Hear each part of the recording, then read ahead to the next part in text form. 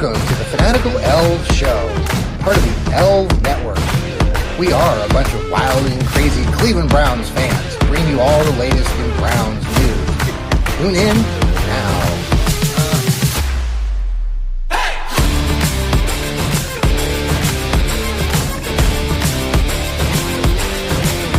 Oh, more technical issues with the Fans First Sports Network. They're not able to stream, but hey, you're watching us on YouTube, on Twitter, the X, whatever that is. Thank you so much for joining us.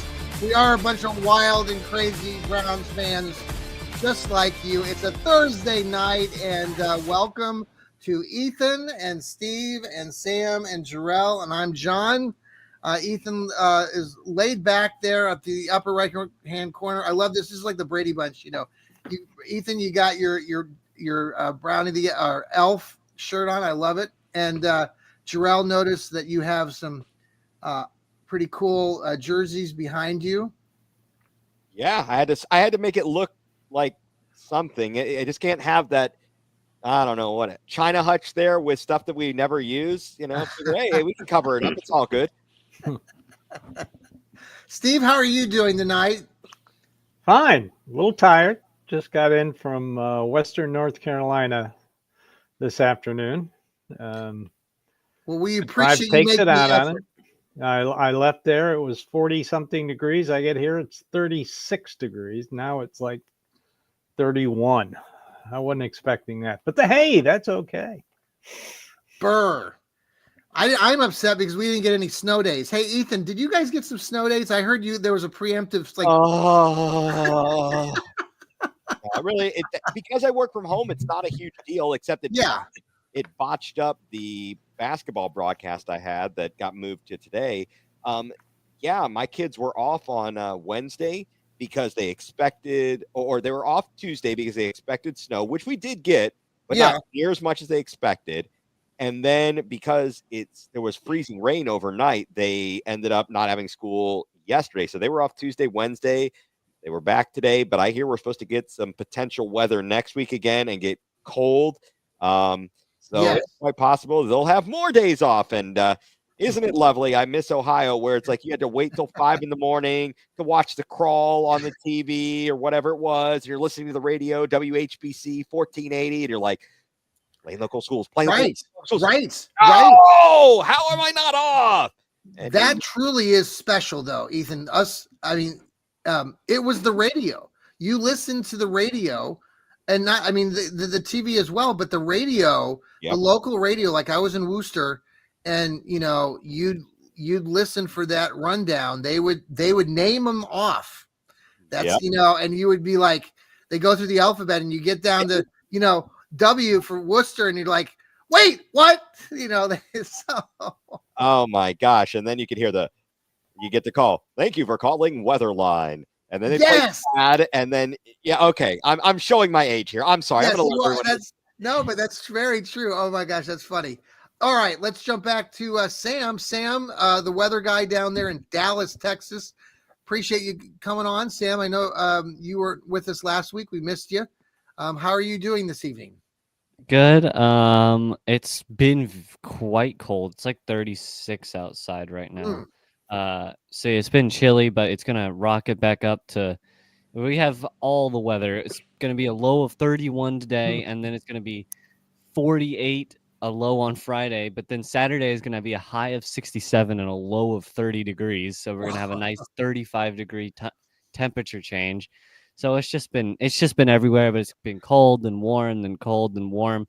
We might get some very light snow on Wednesday. So just create whatever Texas weather wants to do. This is pretty average February, where it's 82 degrees one day, and then 3 days later it's 31 degrees outside.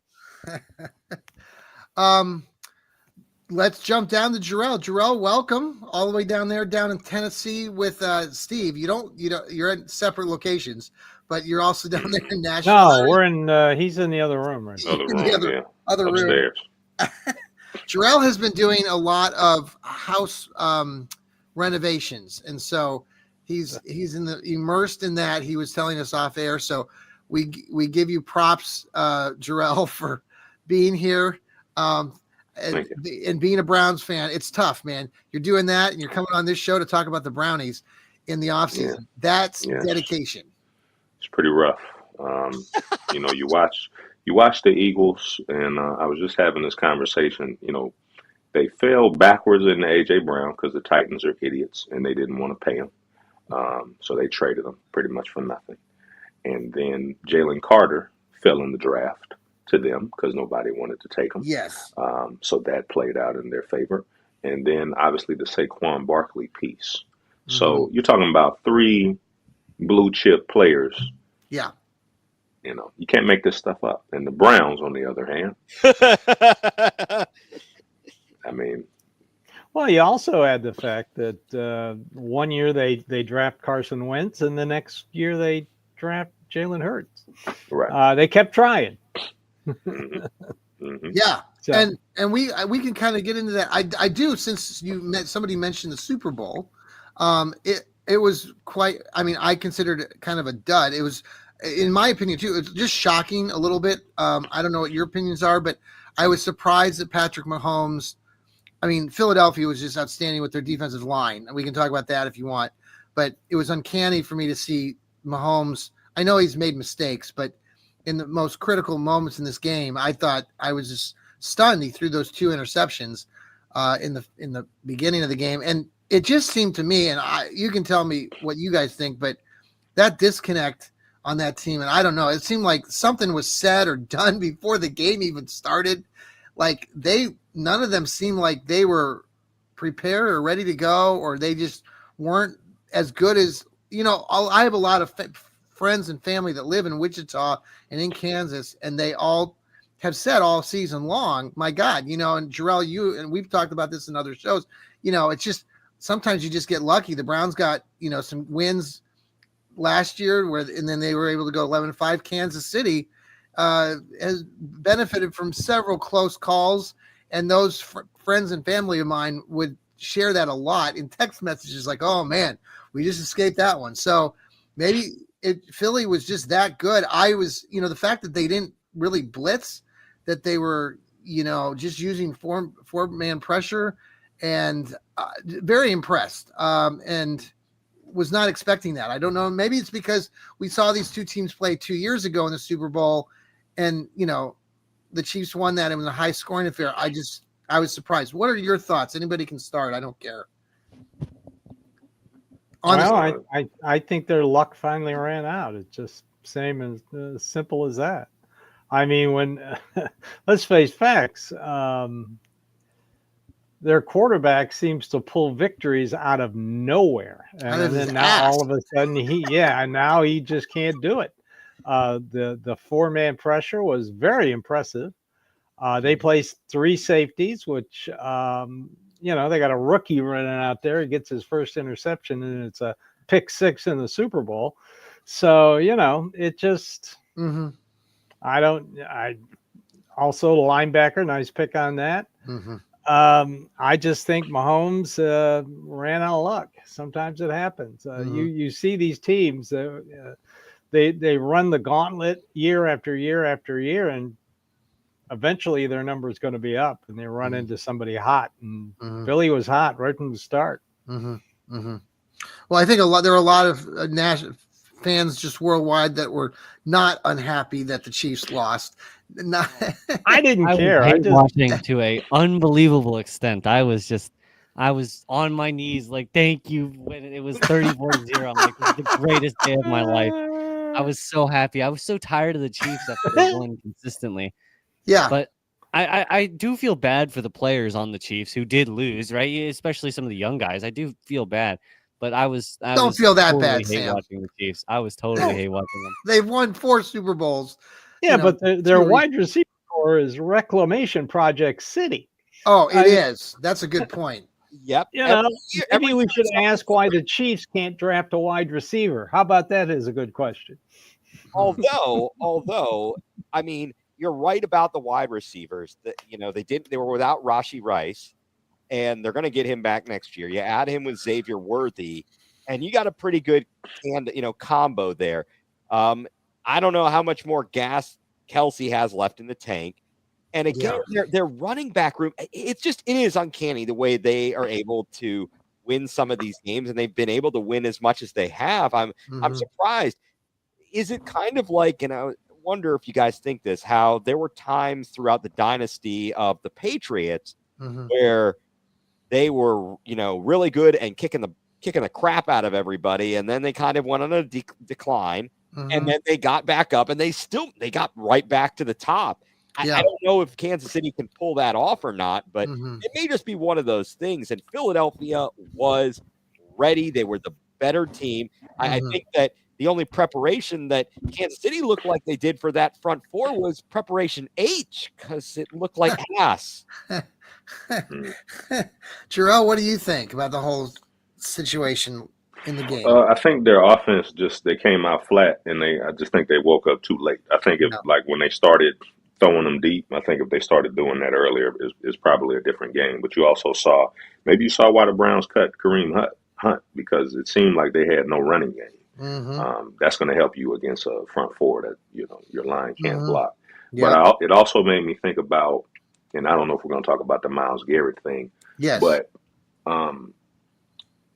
being able to rush four is an asset, because when the Giants stopped the Patriots from going undefeated, they only rushed four. They rarely blitzed in that game.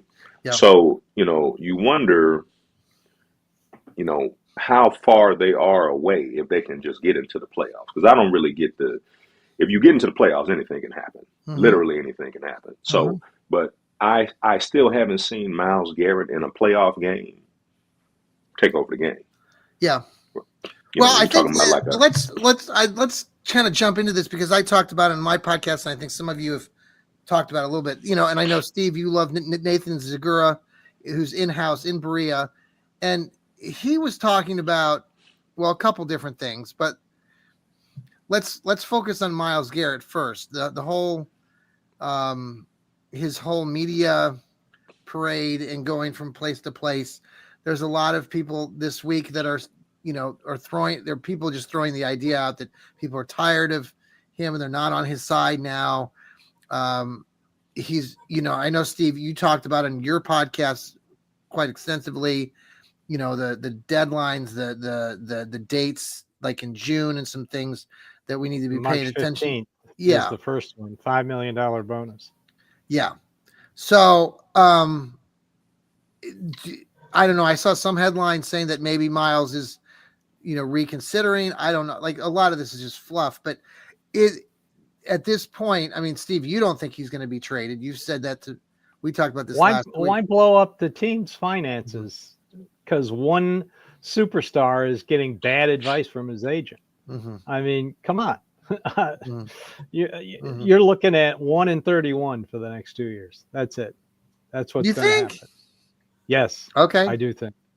Think they're going to lose. If they trade him, they're going to lose about $60 million in spending opportunity in 2025. So you're not only going to have a $36 million dead cap hit, you're going to lose $60 million in spending. See, now, how isn't that 1-31 over the next 2 years? And I want to get your reaction too, from Sam and Ethan and Jarrell, because Steve brought up this situation last week, and you talked about it again in your podcast on Monday.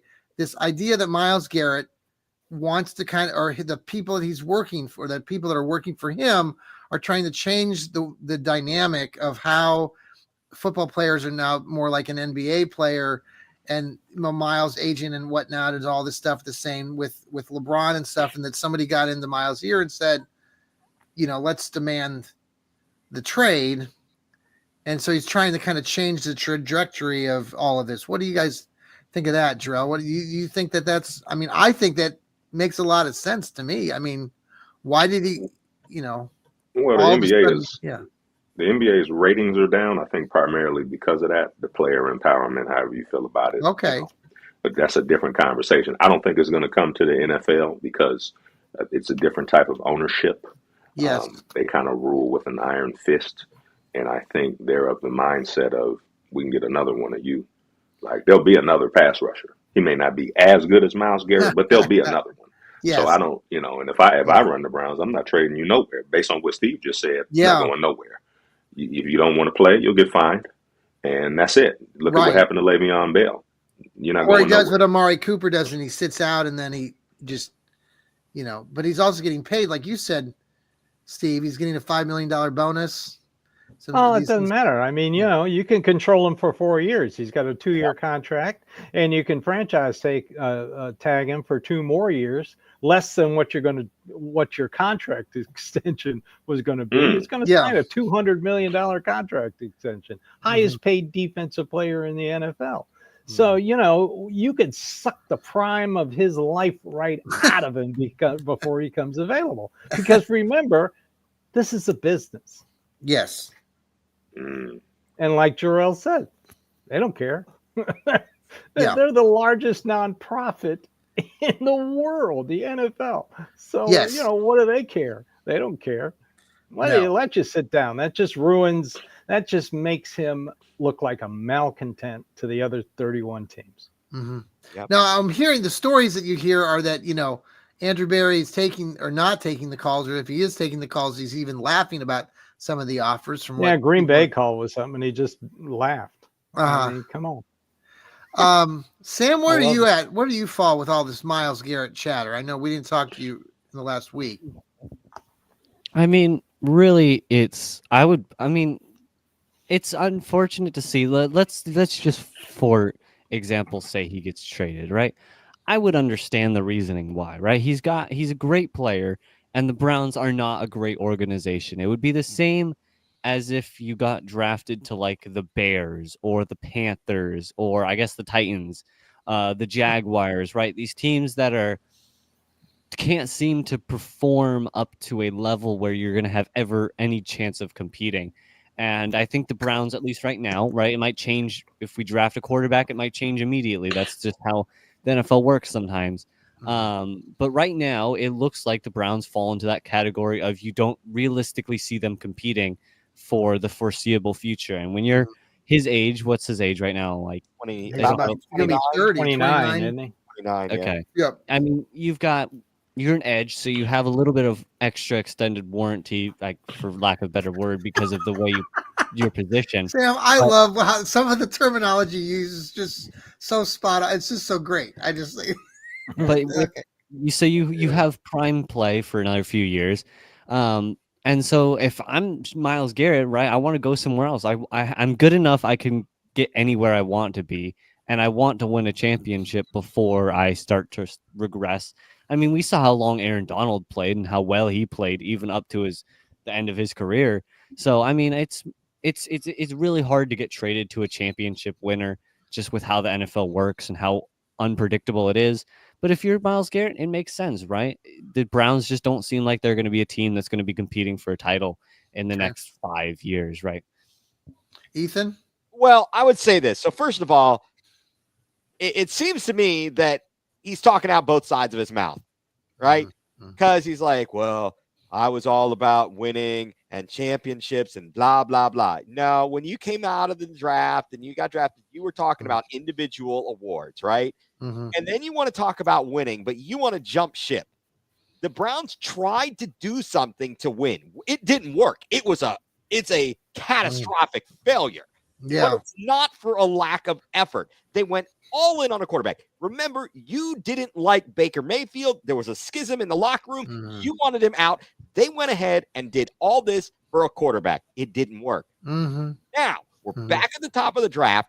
We've seen other teams nail a quarterback. Now, this is not the best quarterback class. It may not be the worst. We're not talking the Kenny Pickett class. We're talking a little bit better than that. Kenny Pickett. Exactly. He got just won a Super Bowl. Exactly. But he did. But the point being that if we do right, considering we had no first-round picks for the past 3 years, we have the opportunity to get younger and better quickly. So cool your jets there, buddy. So let's jump into this because this is where I want to talk about the Nathan Zegura stuff from Berea. He talked about what some of us, and I've been wanting to draft Shadir Sanders at number 2 for a while now. I've talked about it for a while and I've written about it. What Nathan Zegura was saying, and many of you maybe have caught this, is he said earlier in the week that what do you have to lose? That if you take this guy or one of those two guys, like Ethan is saying, at number 2, and you roll with him, and it blows up in your face, what exactly are you losing? Because his point was you had Joe Thomas come through, you had Myles Garrett, you've had all these players, probably Nick Chubb, and they've all come through here and they've not had success. And like Sam talks about, teams like the Browns and Jacksonville, I mean, it's an interesting sort of way to look at it. And I agree with what Nathan said. And the fact that Nathan Zagura talked about it, and Steve, this goes back to what you always say, the fact that Nathan Zagura talked about it. And you also have to take it with a grain of salt. Maybe this is all part of the plan misdirection play the Browns are playing. Okay. So you never know. Well, that's what I'm. But I truly believe Nathan Zagura thinks they should take a quarterback at 2. I personally don't think that way. I'm going to wait until after the combine. I want to know why Cam Ward had 17 fumbles last year. Does he have small hands? And everybody can laugh about it, but Kenny Pickett had small hands. So, and we all saw him drop the ball a ton against the Browns. So, I'm just curious. I'm curious on their measurables. I'm curious on what I hear about the interview process, getting them up into their private suites, seeing how comfortable they are, seeing what they can do with the whiteboard. If the Browns are going to call a play and have them draw it out, that's important. That's very important to the draft process. You think the idea that he's grown up with one of the most famous fathers of all time in the National Football League, an athlete, Dion, and so the kid has grown up kind of in that aura, and so I think that the pressures and some of these things, he's already seen it around his father. I think I just feel like that's a good thing for him, for anybody that decides to draft him. I don't think he's going to be a complete bust based on what I've watched on him on film. Well, my only problem with him, he can just get you down in the red zone so quick, and then 2 plays later he can take you out of field goal range. So, well, that's a problem. Sam, what do you want to do? So I know, Steve, you've mentioned you want to take Abdul Carter at number 2. That would he runs a 7.3 cone drill. That's the same as Von Miller and Micah Parsons. Okay. Sam, what would you do at 2 right now? Like at number 2 right now, I still feel like taking a non-quarterback is still a good option. I still think waiting till 3rd, 4th, 5th round is still probably going to be your best bet. Now, this all is, for all we know, Shadur Sanders is the next Tom Brady, and someone's going to draft him, and they're going to win 6 titles, and we're all going to be looking back on this as the day we could have drafted Patrick Mahomes, or the day we could have drafted whoever, right? It's thoroughly unpredictable. There's no way you can tell. No one thought Jane Daniels was going to be as good as he was. People thought he was going to be good, but no one thought he was going to be a top 5 quarterback competing even for MVP. Okay. I don't think people thought Bryce Young was going to be as poor as he played.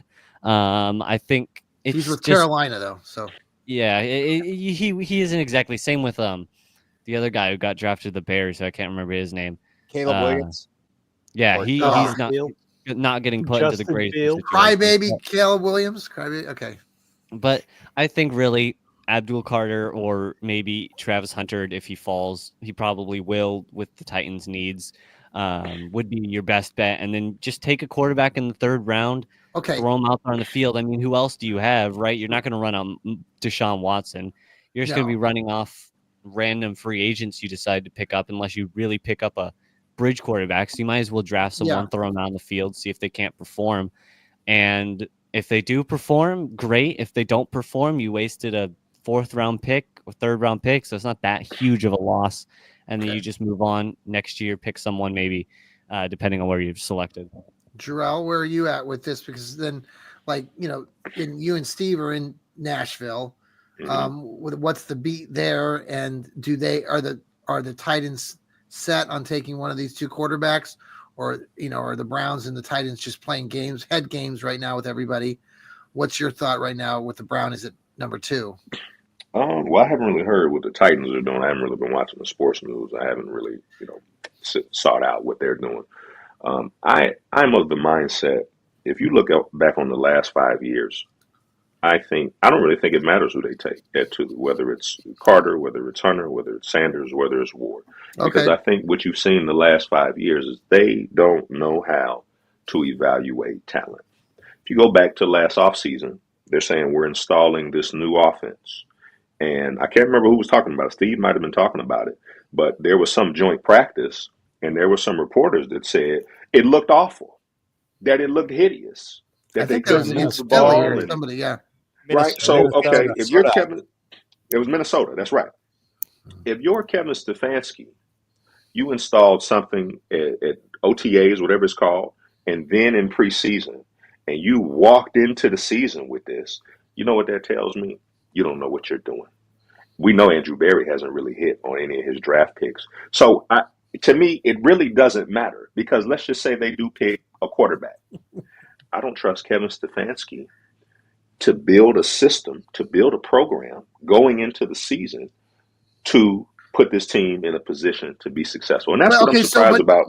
Okay, but let me interrupt you on that, because we've talked about this point with Stefanski, and he's had other quarterbacks that have stepped in, like Flacco, that he had success. Is that just because of Flacco and not because of Kevin? I mean... Well, that's where I'm surprised with Myles Garrett when he's asking for this trade, because you're in the locker room. So why don't you just say what the problem is? Like, I would respect the trade request more if he would just say, this coach sucks. He doesn't know what he's doing. I ain't no I'm at the practices. I'm watching the offense. I'm not a sucker to the game. I know if the offense is going to be good or not. And he's not saying that. He's just kind of saying, well, I want to win. So it's like, you probably know what the problem is to what you're saying, John. So what is it? Was it Flacco? Was it Jacoby Brissett? Or is it just that was just luck in the defense? Like, what was it? Because you're in the locker room. What was the other guy that came in and won several games for us? PJ Walker. PJ Walker. Here's a guy that even DTR won a game. Exactly. Beats the Steelers. Yeah. Okay.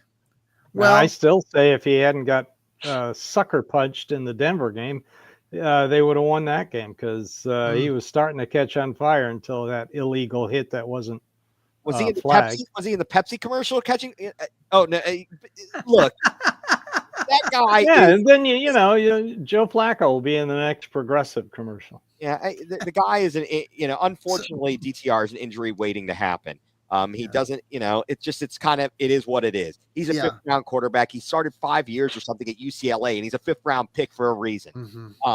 I hear you, Jarrell. I understand that. Why should we have any confidence in these clowns? Because they lack discipline, right? That's problem numero uno for me when it comes to what I don't like about Stefanski. These jackalopes come out there. They can't stay on side. They can't line up correctly. I don't understand it, right?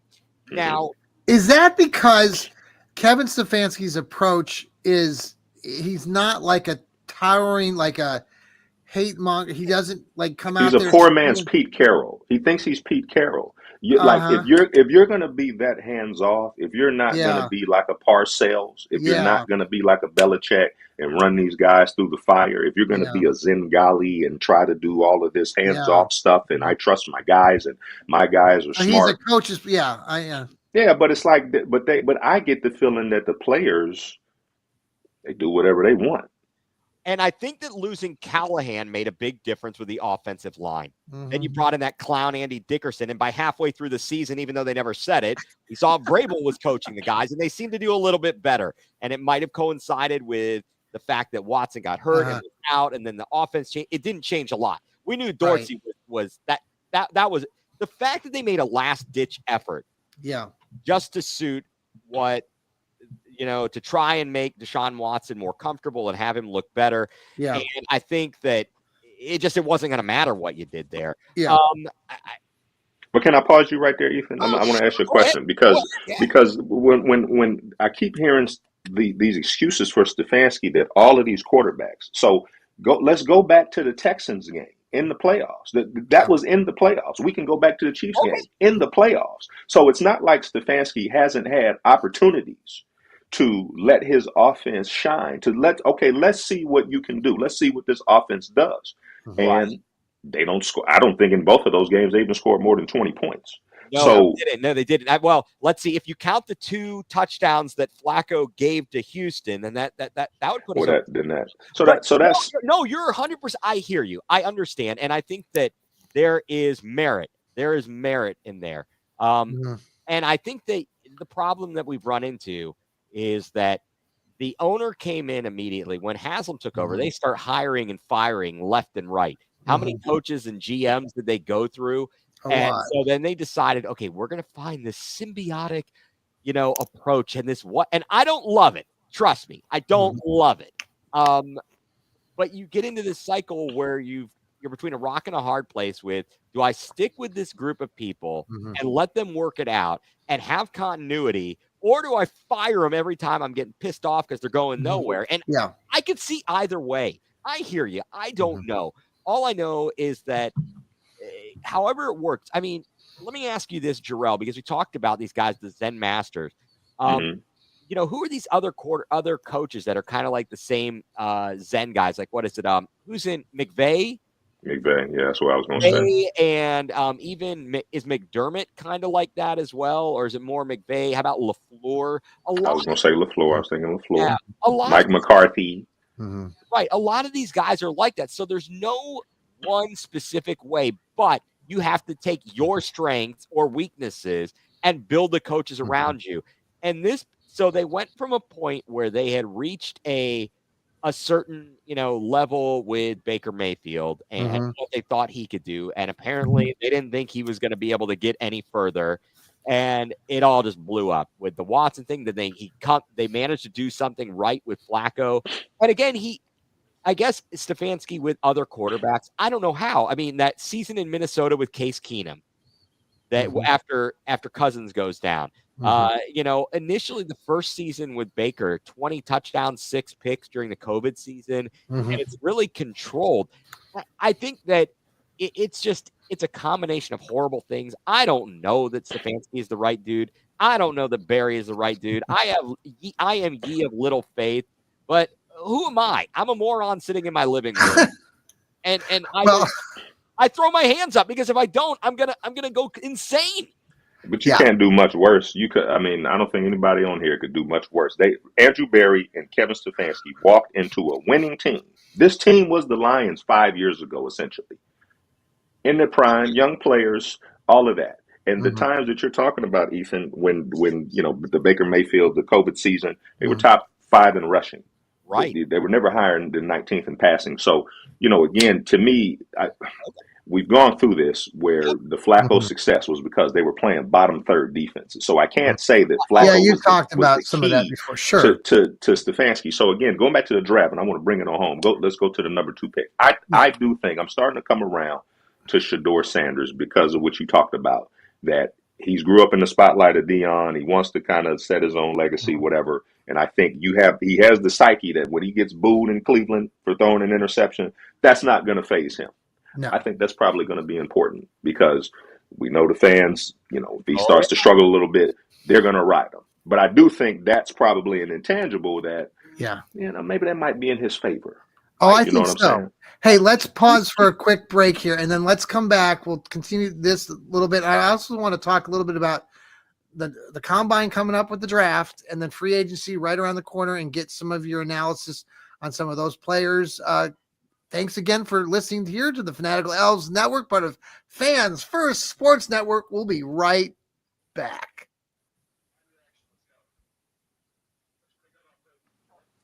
And thank you for coming back to the Fanatical Elfz Show. It's a Thursday night. Thank you, Steve Hemrick. Thanks for commenting. Again, we're talking about a little bit about the quarterbacks, and we're talking about the number 2 pick. And, Shedeur Sanders is one of the pieces that we're talking about here.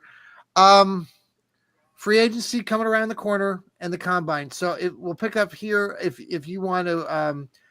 Ethan, I can start with you if you want to follow up with anything before the break, and then also if you're looking at free agencies. Well, no, the combine comes up first, and then free agency. Free agency is what, about the halfway mark of March? So we got March 10th is the legal tampering. March 12th, 4 o'clock Eastern is when they can start officially signing. All right, so let's start with you, Ethan. Let's free agency. What do you like? Let's focus on that part first, and anything else you want to clean up before we move on. So the one thing you were talking, Jarrell, you were talking about Shedeur and his psyche and some of the intangibles. I was listening to the guys on the radio, and I guess he's got a very close relationship with one Tom Brady.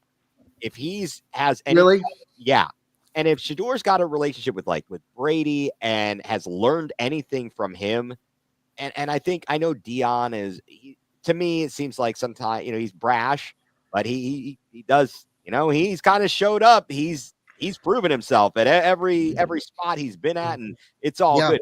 So I like what Shedeur was able to do in Colorado when he didn't have much around him. And he was able to go back and operate the offense, despite the fact that his offensive line stunk. And his only good weapon was Travis Hunter. So what he did there was pretty good. He had a couple other wide receivers there that did something. I can't think of their names, but I don't know. So I know some of them are coming out of the draft too. So I'd be anxious to see. I can't think of the one kid's name, but there's a couple wide receivers that were at the the Shrine Bowl or the Senior Bowl. I don't know, Steve, if you have those names, or Sam, but there's anyway. Okay. Right. So and then you talk about free agency. I don't even know. We don't know how much money the Browns have to spend. I mean, well, you got Myles Garrett thing over. Yeah, right. Yeah. Oh my God. We know that this team is got so many problems. Problems?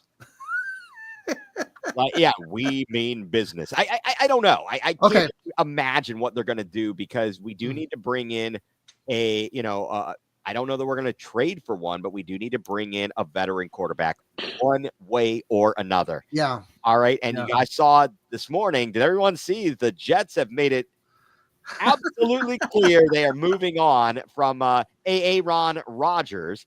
I don't like his attitude, but, and he's a. You think he could win us a game? I just don't. I think he's way. I don't want him. I mean, and I don't think he's. They have no interest in Aaron Rodgers. Okay. I can tell you that with certainty. They have no interest in Aaron Rodgers. We're going to have Kirk. You like that? And thankfully, they have no interest in Aaron Rodgers. Yeah. That's a bleep show waiting to happen. So who are some of the other players? Is there anybody else out there? I guess Steve and maybe Sam or Jarrell, are there in the free agency market? And I'm we're talking quarterbacks like Kirk Cousins, like we just mentioned. But are there some other players beyond Kirk Cousins? Well, Kirk Cousins has to be released first. Right. And then he decides where he wants to go.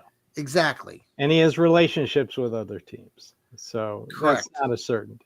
No. So, but are there other players in the free agency market besides quarterback that the Browns might be targeting? I mean, no one's talking about these other players, but is there anybody out there that you're hearing, or anybody hearing?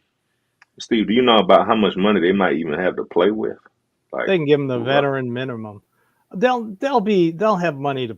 They'll have money. Don't worry about it. It's just like Jack Duffin's article where he created $89 million in cap space without cutting anybody. I mean, this is they can be very creative with the contracts. They can sign somebody to the veteran minimum, which is like $1,022,000. So I'm not worried about that. I mean, if you're looking for somebody who wants to start and prove himself, and you can say what you want about Wilson, Stefanski, but quarterbacks want to play for him. Or the New England quarterback, Mac, or whatever. Zach Wilson, Daniel Jones. I mean, they'll find a bridge quarterback. You've talked about Daniel Jones quite a bit, and that's a name I agree. I think I know. Well, that game in New York the game when the Browns played in New York earlier in the year, like the second game here in Cleveland. Oh, he looked like Tom Brady. It was like we had Giants fans sitting next to us, And we were just like commenting all game, like this guy, like Daniel Jones, just looks like the best quarterback of all time. And the Giants fans were like, "Yeah, we're not used to this. We don't know what's going on," So their primary goal is to fix the offensive line, fix the defensive line, and then we'll go from there. They can draft. I still advocate they're going to draft 2 running backs out of this draft. It is so deep. You can get a good quarterback late in the 6th round. Yeah. I mean, it just, and they're going to get a tight end. They're probably going to trade for a wide receiver, which 2 out of the last 3 times has worked. They got the best years out of Amari Cooper before he was washed. And we all saw what Jerry Jeudy did with a real quarterback this past year. So, who's tradable out there for wide receiver then? Well, I'm hearing that, and it just came out through a 49er guy that, they don't like Dabo Sweeney. or Dabo, whatever. Hey, Dabo Sweeney, if he's playing wide receiver, we got. Whoa, Dabo Samuels. They've always had trouble with. That's why Brandon Ayuk asked for a trade last year. Yes, they don't. The 49ers just can't allocate all this money to all their wide receivers. They're paying for an incredible defensive line, which did them no good. What about Carson Wentz? Is Carson Wentz available in free agency? You wouldn't. As a backup, that'd be work. Maybe. You wouldn't want him. Zach Wilson, backup. No. Backup, maybe. No, that guy stinks. He is awful. Give me a break. Well, you got to look at their situation. Everybody last year said Sam. Situation. Everybody said Sam Darnold sucked, and look what he did. And everybody said Russell Wilson was great, and he folded like a cheap lawn. Okay, what about Justin Fields then? What about Justin Fields? I told you, John. Jack Duffin did an article comparing 2 quarterbacks for the last 3 years, just their passing. Yes, he did. And he said, pick the quarterbacks. One was Justin Fields, one was Deshaun Watson. Yes. Never mind. Thank you. Justin Fields is not a starting quarterback. I was there the first game that the Browns played, when the Browns played the Chicago Bears and Justin Fields started. Oh my God, he got killed. It was like Myles Garrett played 3 times in Cleveland, and he's lost all 3 games. Yeah. Sam, what are you thinking on free agency? You got any names out there? Not really. Again, we don't really know their money situation, so I don't really have anything right now that I'm looking at. All right, Sam, let me spin to the draft then, because I know you follow some of these guys like with the running games and all that. Where do you think, like Steve's talking about how deep this draft is? I like this JD Giddens kid from K-State. 1,400 yards, 7 touchdowns, catches the ball out of the backfield. I watched a lot of Kansas State Wildcat games. This kid's good. He's 6'1". I think he'd be a really good sort of just back like the old Kareem Hunt. He could catch 25 balls a season. And what do you think, Sam? I mean, right now it's a running back wouldn't be a terrible decision. I don't think you want to draft a running back with the first 2 rounds. I think that would be a mistake. No. I think if you decide to go, I think really what the NFL is trending to is going to be you pick a running back in the 4th or 5th round. He gets you 900 yards, 15 touchdowns, whatever, over the season. I'd like 15 touchdowns. We haven't had a running back do that in a while. You get 4. You get 4 years out of that running back. If he's like amazing, you re-sign him. If he's just average, drop him. You pick another guy up for $2 million a year, and you just do that. Now, I think there'll still be running backs that will get paid over 10 years. The super good running backs that will crop up, right? Like a Bijan Robinson, for example, might be one of the guys, or again, maybe a Saquon or Derrick Henry will come up. But I mean, if you want to go running back in 4th, 5th round, I'm not gonna. There's a kid out of North Carolina. I've seen a lot. The one guy's been talking a lot about him. That Adonis Hampton, or sounds like I've seen some film on him. You could get Etienne out of Georgia. I mean, you could get Scatterbo.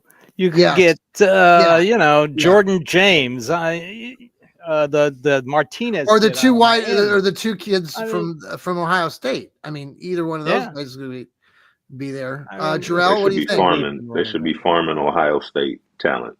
You know, those kids are used to being in Northeast Ohio. Blah blah blah. Um, I had the free agent list pulled up. This looks like a pretty weak free agent class. Like Yeah. it's a shame that there's no Saquon Barkley or Derrick Henry, a free agent. This because we already know they would probably be on their radar. This is just a weird time to be at the top of the draft, to kind of be in a limbo mode, because there's nobody really coming up. There's no name that you can say that's going to be the spark. But we'll probably know, Jarrell, don't you think? Like once the free agency market, I mean, it starts this March 10th, March 12th. They sign a quarterback, then we know a bridge quarterback, then you're going to know. But that doesn't necessarily mean they still might take a quarterback, because they're going to let you know that. Mm-hmm. Oh, they have to take a quarterback. I think they have to, because don't they have a 2 and a what? Don't they have like the 30, 33? Yeah. So first pick in the second you round. could do a lot with that 33, by the way. That's a beauty of a pick. That's the first pick of the second round. You could fill a first round talent need with that 33. Because somebody's gonna overdraft a quarterback. Somebody's gonna think Kyle McCord is the greatest thing since sliced bread, and take him in the first round. Could you package that with anything and try to move up to? Depends on who's on the board. Well, I think depends on who's falling. If you think another team's going to pick him up, I'd jump in front of somebody else. If there's somebody you want, there's somebody high on your draft board. Now, what about tight end? Tight ends are pretty strong this year too. There's a kid out of great tight end draft. You can get the kid out of Miami. The kid out of Bowling Green is phenomenal. There's a guy at LSU, Iowa. I mean, Iowa, the Warren kid. University, tight end university up at there. Warren is going to be the first tight end taken. He's going to go in the first round. Warren out of Penn State. Okay. Right. Yeah, he's phenomenal. Yeah. Is he going top 10, or where do they have him going? I could see him going top 10. Yeah. I could. If it's a team that needs a tight end, it's got everything else. Why not? Mm-hmm. Him and Njoku that'd be monstrous. Do like New England had you 2 and tight Njoku, ends. by the way, Trail, I don't know if you guys saw David Njoku last week going around shirtless doing his media rounds. Yeah, that's David Njoku. David Njoku. I mean, the guy is. If I had that body, I'd walk around shirtless. I mean, Jesus, Jiminy, like, dude, aren't you? I like, for only being, in my 20s again, and And he said he's going to talk Miles out of wanting to be traded. Yes. Another thing, that Sunday interview by Miles, where he actually, Sunday Super Bowl, where he said, he let it slip that he agreed with the plan moving forward. But he said he would do what it takes to get traded. I tell you this, Miles, there's not a damn thing you can do. Nothing. Yeah. He said he agreed with the plan. Yeah. I thought he said he didn't see it they didn't align. Their vision didn't align. I thought that's what I read, or maybe that was a different thing. No, he alluded that he could see their plan working. Is basically what he alluded to. Okay. But then, I'll do whatever it takes. That is so stupidly PR. You can't do a damn thing, Miles. Well, sorry. There's not a damn thing you can do. Hey, before I'm going to let you guys wrap up and have final takes. I do want to bring up this earlier today. The new Dome Stadium conversation, the spokespeople for the Haslams came out. They showed some actual data, some numbers as far as cost and where that monies are coming from. I know Lou Marconi and I with the Burning River Browns talk coming up tomorrow night. We talked about this before, that the state of Ohio is the governor of DeWine is looking to create funding for projects like the Dome. So they came out today, spokesperson, they talked about money. I didn't know if anybody wanted to talk about that, but also they talked about putting shovels in the ground by the beginning of 2026, and they'd be ready to start the 2029 season. That's their plan. So if anybody wants to jump into that. Well, they're still moving dirt out there. So yeah. It's a basically, your typical sin tax. I mean, Tennessee doesn't have an income tax. But we get our taxes from tourists. Anytime they rent a car, anytime they get a hotel reservation. They help pay for everything in this state. Well, not everything. 40% comes from the federal government, but the two largest markets that produce the most money are Nashville and Memphis. Mm-hmm. So that's okay. That's just your typical way. I'm excited. I mean, I don't know about you guys, but I mean, I think this is going to be. I think a lot of Browns fans are coming around to this whole idea, and I think it's going to be something new, and it'll revitalize whatever we're dealing with right now. And I'm hoping that over the next 3 or 4 seasons that it builds towards something kind of like, you think about like the old Indians, leaving that. Don't get your hopes up, John. What? Don't get your hopes up. This if we're being honest, and Steve will probably agree with this, it's about the Haslam's being able to make money on that stadium year round, so they can have concerts, so they can have Final Four, so they can have WrestleMania. Let me tell you too, Jarrell. I want to mention Cuyahoga County gets some big money out of that too. So don't let those politicians the Haslam's say otherwise. I've given you some good feedback, like especially down here in Columbus, but you guys who follow soccer or football, the 2 best guys for the Columbus Crew have left, or going to their old teams, or and so fans of the soccer team down here in Columbus are not happy right now with the Haslams either. So I didn't realize all of this, but the owners make decisions in MLS. I thought it was the general manager made the decisions in MLS. I don't know. I don't follow football, but very much. But there are some crazy fans. I tell you, down here in Columbus, you got NHL soccer hockey, fans are always crazy. The Columbus Blue Jackets, and you got the Crew. It's just funny because I don't know about you guys, but Ethan or Steve, us who, like, I grew up in northeastern Ohio in Worcester. Growing up in the 70s and 80s up there, Columbus was not what it is now. Columbus has grown amazingly. It's huge. It's the biggest city and it continues to prosper, and with everything that's going on here. They don't have like they have the hockey team, but I don't consider the Crew. See, this is I'm rude when it comes to this, but I don't consider the Crew like a major, even though it's a major sport. It's soccer, and I know I will offend a lot of soccer fans. Soccer fans are unique. I mean, here in Nashville SC has a guy named Guitar Jesus, he does a guitar. He does a riff. Yeah. Oh, like Denzel when he scores. No, it's just his time. It's kind of like the hockey team when they bring out different stars in between quarters, and I think he does it at halftime. Well, the problem, John, is that soccer, in as much as Columbus has had the Crew and the MLS for a long time, they do not have the resources behind it to build it up the way international soccer is, and how it's so. That's a more of an American problem too, isn't it? They're spread.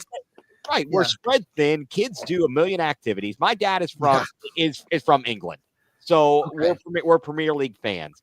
And the rabid fans there are just as crazy. Yes, crazier. Worldwide soccer is a different beast. It is. I don't want to offend you soccer fans. Biggest sport. It's the biggest sport in the world. I get it. I've been around it for decades, like all of you. I was in Europe in 1986 with the World Cup as a kid. Yeah.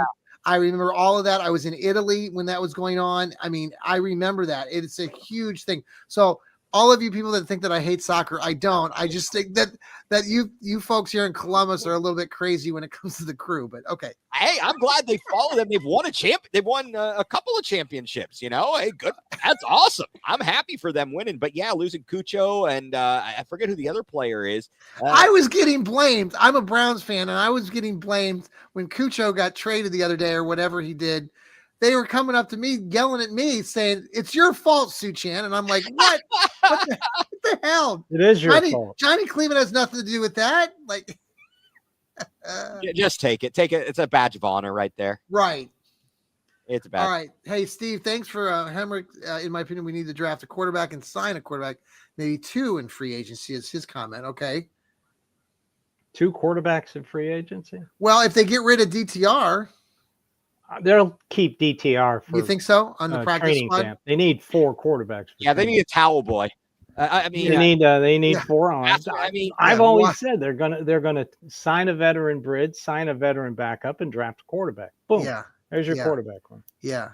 All right. Final takes. Sam, you want to lead us off? Final thoughts on this evening? Are you wearing a cowboy shirt? That doesn't say cowboy? No, Mavericks.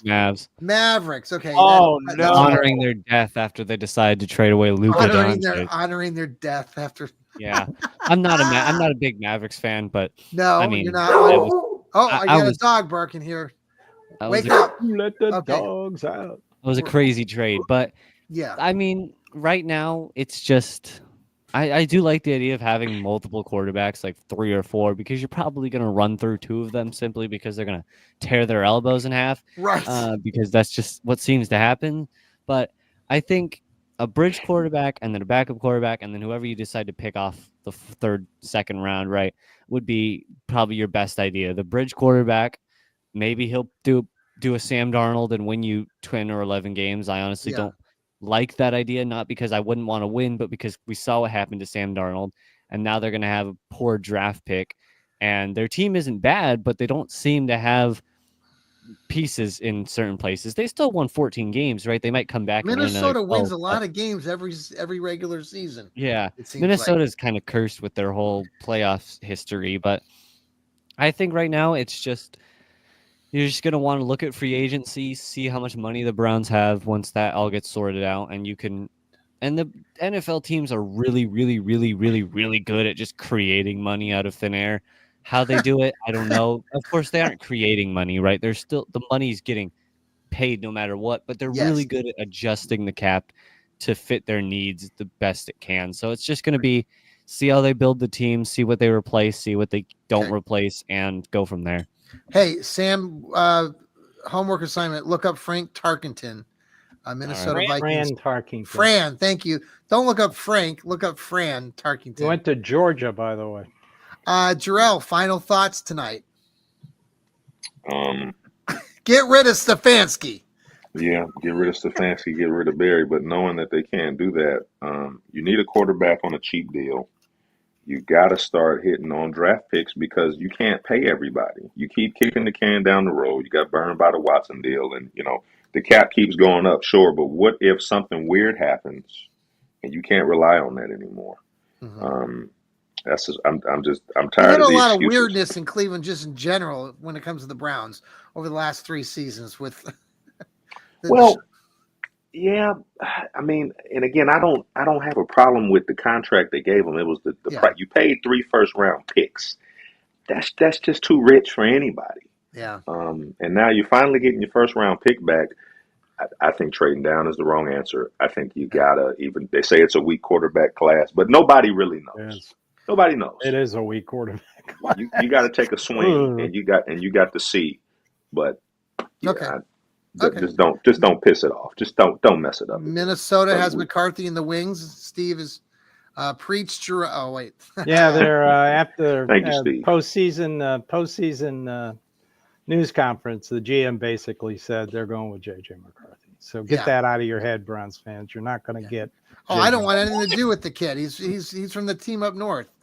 The hell with him. Okay. I don't care where they go to school, John. If they win as a Brown, I'm a fan. Well, that's fine. Just generally speaking, I've never thought the kid was that good. I still don't. So, I don't either. But he went to school up the state. By the way, I went to school up in the state up north, but not the school. So I've had over the years hard lessons to learn. I did a student teaching stint years ago, and the guy that I worked with, a teacher, he couldn't get over the fact that I was from Ohio. And he made my life a living hell. This is like 35 years ago. I still loathe the man. I don't know what he's doing these days, but he was not very kind. Okay. Let's go. Ethan, let's go with your final takes. I think I need to have final thoughts like Jerry Springer. Final thoughts. folks, and go out there. I could write a check for a hooker. I mean, hey, why don't you have your child on your back today? By the way, why didn't one of you guys open the show with your kid on your shoulders? I thought we should have started the show with that. Why did we not do that? Oh wait, okay. I'm sorry. I don't have any children, thank God. that seems to be the going. Anyway, okay. Back to football. Yeah, I'm going to say I agree. I'm not trading down. Screw that. We need to get younger and better quicker. And I say, how many third-round quarterbacks have we had? How many crappy-ass third-round quarterbacks have we had since 1999? Kessler, McCoy. I mean, Whedon should have been a third rounder, should have been a fifth rounder. I mean, how many of these clowns are we going to get? When did we draft Brandon Whedon? Brandon Whedon? Quinn, Manziel, and Whedon all at 22. Really? Yes, all 22. I want none of it. So okay. Colt McCoy? Colt McCoy was like a third, fourth. He wasn't in the first, and Mike Holmgren, was it Holmgren? That was when he was here collecting a big fat paycheck for doing nothing, walking around in his Hawaiian shirt, and telling people, "Don't come to me for playoff tickets when or whatever." Go get out, right? Get out.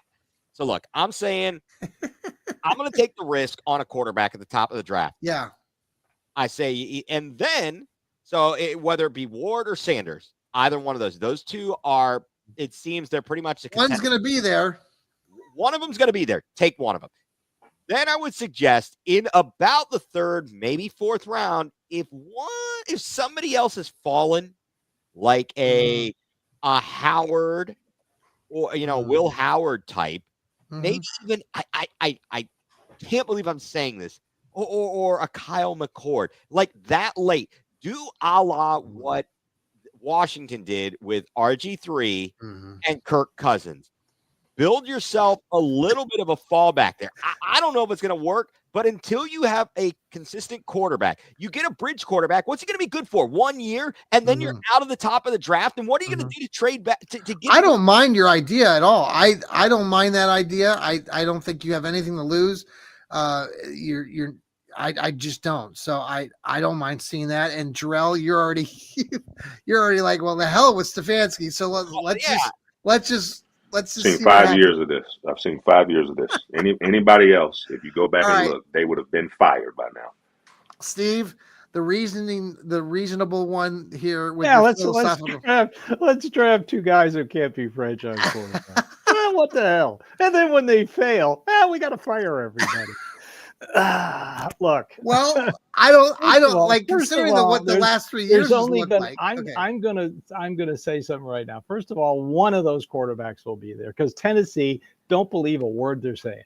They're going to take a quarterback, and they're probably going to take Sanders because Tennessee is desperate to make a splash. They're losing fans like nobody's business. They've got a brand new stadium opening up. Yes. And they're, like I was telling everybody earlier, they had the worst TV ratings in the NFL. 5.61 Right. I heard you talk about that the other day. That stinks. I would wager hockey does better than that. I would wager 5.61. You say 5.61 million fans per game. That is the worst in the NFL. If you're an NFL city and your team isn't the number one rated show when they play, you got a problem. Yeah. So, and they know it. A lot of the executives still are all from Houston and had to live in the shadow of the Dallas Cowboys. So what better than to take Deion Sund's kid? Yeah. Well, and then Cam's Browns there. And Sanders, I am going to wager Sanders isn't going to be there. They're not going to take Hunter, and they're definitely not going to take Abdul Carter. So, okay. So you're saying, I think so the Browns would have. They're all splashed. They either can trade down or they'd have, Cam Ward, Travis Hunter, or Abdul Carter there. You think they're going to take Abdul Carter? They're done with Will Levis, you're saying. The Will Levis is done. Have you seen Will Levis? I've seen Will Levis, but this is the Titans we're talking about. This is the Titans. Yeah, that's true. They let Malik Williams walk, and he became a damn good backup for. They let AJ Brown walk. They let Malik Wills. Derrick Henry walk. So this is the Titans. You got a that we're brand talking new about. GM who's got to make the fans love him. Yeah. Fans are just apathetic in Titanland. The Preds do better right now, and they're not a very good team. So, and they're talking about getting a WNBA franchise here in Nashville. Sorry, I would even wager to say that my Vanderbilt Commodores in football garnered more buzz than the Titans did at the end of the season. At least my Vanderbilt team won their last game, a bowl game. So, and they got a top 10 quarterback coming back, and Diego Pavia. So, well, we have 2+ months to continue this conversation. Should be a lot more excitement over the next 2 months. Things that we're not talking about tonight that we'll be surprised about over the next 2 months. First up, we've got the Combine at the end of February rolling in. 24th through the March 3rd. Then free agency right around the corner. Everybody, thank you for joining us here on the Fanatical Elfz Network. Thank you, Ethan. Thank you, Steve. Thank you, Sam. Thank you, Jarrell. Thanks, everybody, for tuning in here to our network, part of Fans First Sports Network. Thanks for downloading us on Apple, on Spotify, anywhere you listen to your podcasting, iHeartRadio, for example. Thank you for tuning in. Until next time, go Browns. Go Browns. Go Browns. Oh, wow. Enthusiasm.